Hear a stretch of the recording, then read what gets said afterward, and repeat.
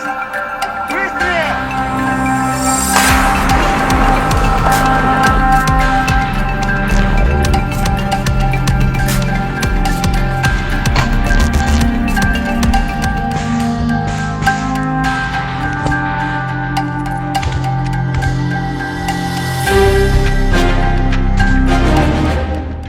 Ukraine जंग अब पूरी तरह से बदल चुकी है।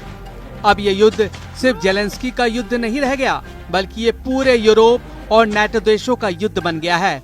व्हाइट हाउस के ओवल ऑफिस में जेलेंस्की और ट्रंप के बीच हुई तीखी बहस ने यूक्रेन युद्ध के सारे समीकरण बदल दिए। लंदन में राष्ट्रपति जेलेंस्की का जिस तरह से ब्रिटिश पीएम कीर स्टारमर ने स्वागत किया, उसने अमेरिका और रूस को हैरान कर दिया। हैरानी इस बात की भी हो रही है कि लंदन में रूस के खिलाफ आपातकालीन युद्ध की शुरुआत हो चुकी है। लगभग 12 यूरोपीय देश महज 36 घंटे के अंदर अंदर लंदन में वॉर प्लान बनाने में जुट चुके हैं। आलम यह है कि ब्रिटेन ने रूस के खिलाफ यूक्रेन को 284 करोड़ डॉलर की भारी भरकम सहायता देना शुरू भी कर दिया है। इधर पुतिन ने बहुत बड़ी जंग को देखते हुए यूक्रेन पर तेजी से हमले शुरू कर दिए हैं, क्योंकि वॉशिंगटन में हुई तीखी बहस के बाद से दुनिया भर में जेलेंस्की को हीरो और ट्रंप को विलेन के रूप में देखा जा रहा है। लेकिन बीच रूस ने यूक्रेन के बहुत बड़े इलाके पर हमले बेहद तेज कर दिए हैं, ताकि नेटो के हमले से पहले यूक्रेन के बड़े इलाके पर रूस का पूरी तरह से कब्जा हो जाए।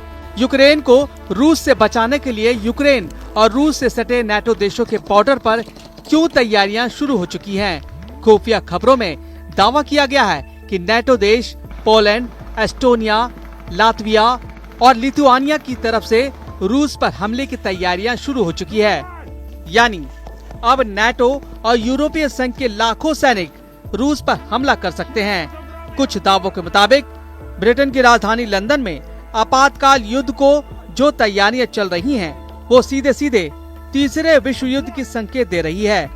जरा देखिए, लंदन में यूक्रेन के राष्ट्रपति जेलेंस्की के सामने कौन कौन से यूरोपीय देश रूस से सीधी जंग को तैयार हो रहे हैं।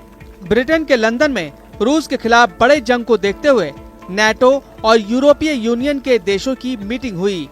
हैरानी की बात तो ये रही कि राष्ट्रपति जेलेंस्की का यूक्रेन ना तो नेटो का सदस्य है और न ही यूरोपियन यूनियन का, लेकिन उसके बावजूद ब्रिटेन ने जेलेंस्की को मीटिंग में शामिल किया। ब्रिटेन के प्रधानमंत्री कीर स्टारमर ने यूक्रेन का खोलकर समर्थन किया और ऐलान किया है कि यूक्रेन को जंग के लिए ब्रिटेन की तरफ से 284 करोड़ डॉलर मिलने जा रहे हैं। कुछ खबरों के दावों के मुताबिक यूरोपियन यूनियन के 27 देशों में से 12 यूरोपीय देश यूक्रेन युद्ध में शामिल होने के लिए तैयार हो चुके हैं। हम आपको बता दें, नेटो के 32 देशों में यूरोपियन यूनियन के 27 देश शामिल हैं। उस लिहाज से नेटो की तरफ से भी 12 देश रूस से जंग को तैयार हैं। यूक्रेन को भीषण युद्ध के लिए Germany, France, Spain, Canada, Netherlands अरबों रुपए देने के साथ साथ अपनी सेना भी यूक्रेन भेजने वाले हैं, जबकि स्वीडन, पुर्तगाल,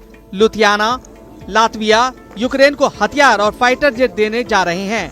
वहीं Norway, Ireland, Finland, Denmark, Austria, Moldova, Romania, Slovakia, Hungary, Poland अपनी सेना, पैसा और हथियार तीनों से मदद को तैयार हैं। पोलैंड ने तो नेटो और यूरोपियन यूनियन की तरफ से रूस के खिलाफ खुलकर जंग करने का ऐलान भी कर दिया है। इन हालातों को देखकर साफ कहा जा सकता है कि यूक्रेन और यूरोप किसी भी कीमत पर युद्ध रोकना नहीं चाहते और न ही पुतिन के साथ युद्ध विराम को तैयार हैं। जानकारों का दावा है कि यूरोप और अमेरिका को छोड़कर नेटो देशों को लगता है कि अगर रूस ने यूक्रेन को जंग में हरा दिया तो फिर पुतिन यूरोप को भी रौंद डालेंगे।